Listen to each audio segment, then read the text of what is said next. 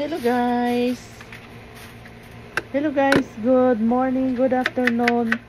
Kung saan ang sakop ng mundo. Good afternoon, good evening to everybody. For today's video, magluluto po tayo ng ampalaya with egg. Ayan, ginagayat-gayat na natin ang ating ampalaya. Piniprepare na natin ang ating iluluto for today's video.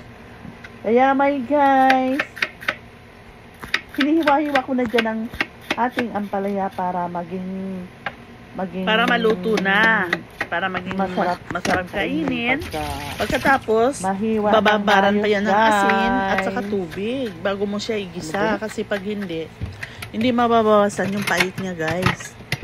So ayun, habang naghihiwa ako dyan ng ampalaya ay nakikinig ako ng mga chismis dyan sa TV, sa mga hinuhuli-huli ng mga yung sa dada ko, nanonood ako kay Daddy Frankie, mga lahat-lahat na inaano ko na, pinapanood dyan, nakikinig na lang ako. So ayun, tuloy-tuloy pa rin ang ating paghiwa ng ampalaya kasi medyo matagal ng konti, medyo may pagkatagal.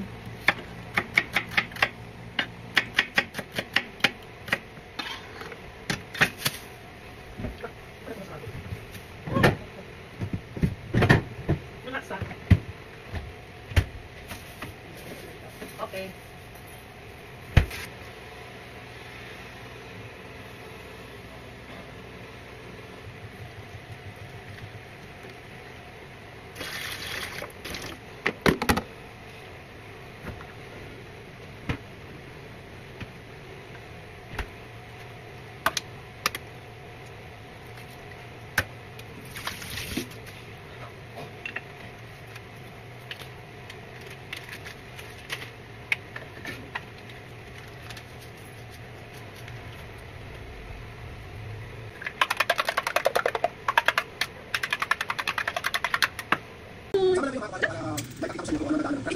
So ayun, natapos ng ating ampalaya pagkahiwa. Sinunod ko na naman ang mga panakot ng mga aswang.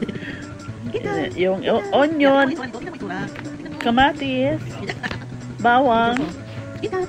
Kaya ganon. So matagal ang ating handaan. So ayun na nga guys, pagkatapos ng pagkahiwa ng ampalaya, nilalagay ko na doon sa kalan kasi ininix ko na pagluto siya guys dahil nagugutom na ako niyan. Ayan, inaano na natin ang ating bawang. Hiniwa-hiwa na natin ang ating bawang kasi igigisa na natin. Piniprepare ko na pati sibuyas. So antay-antay na lang sa susunod na kabanata. Pagkatapos ay kakain na tayo niyan guys. So ayun, tuloy-tuloy pa rin ang ating tuloy-tuloy pa rin ang ating paghiwa ng ating sibuyas. Nakikita niyo yung mukha ni Cordapia kasi nagugutom na kasi mangot na, wala pang pagkain. Ano oras na ba yan? Siguro mga 9 o'clock yan ng umaga. So ayan, kinukuha na niya yung pangsahog. Pangsahog ay ewan ko kung anong kinukuha niya dyan sa friends namin. Ay, sorry. Inaantok na ako. Nagbo-voice over kasi ako ngayon sa oras na ito kasi ito lang yung time ko na pwede ako mag-voice over kasi very busy din ako guys. Araw-araw, busy. So, ayan, kinukuha na naman niya yung ano. Ayan. Ano ba naman yan? Binababara na niya yung ampalaya ng asin at saka water bago igisa kasi para mabawasan yung pait. So, nakababad na pala yan siyang ganyan at hinuhugasan niyo aling makmak. Hugasan na natin lahat ang ating mga ingredients guys. So ayun, may kinukuha na naman siya sa rep. Ewan ko kung ano. Iluluto na natin ang ampalaya mamaya kasi tapos na. Naka-ready na ang ingredients. Kumukuha na lang siya ng egg. Egg. Para ano. So ayun na nga guys, kinakarak ang egg para i-scramblein mo para yun ang pangsahog natin sa ating ampalaya. Nakasimangot na si Madam. Nakasimangot na si Madam ganyan yan pag nagugutom na. Kailangan talaga nakapagluto ka na kasi once na nagugutom si madam, may makakain na agad. Kaya ayun, nilalagyan na ng pampalasa, kunti lang. Kasi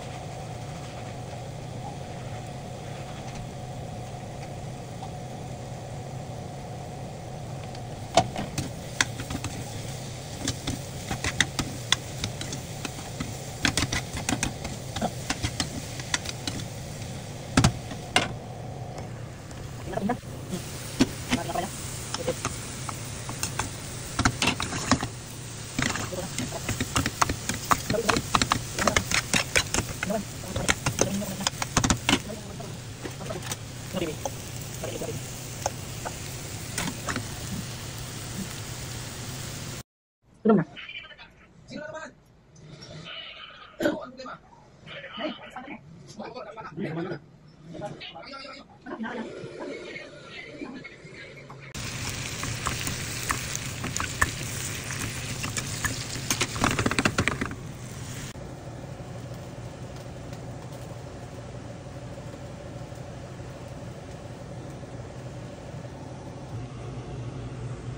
Luto natin ang palayan. At saka bihon. Luto na. Let's eat everyone. Let's eat. Maganda pa tayo. Sabi ko kahapon, diet na ako ngayon eh. Pero sige, bukas na lang ulit. Promise.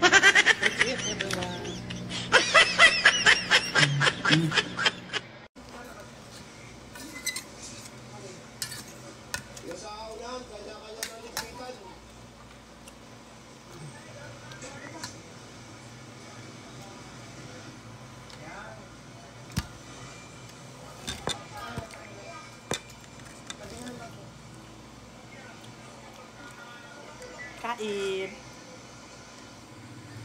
O ayan, yan ang resulta nung nawala yung mga paninda dito. Kain.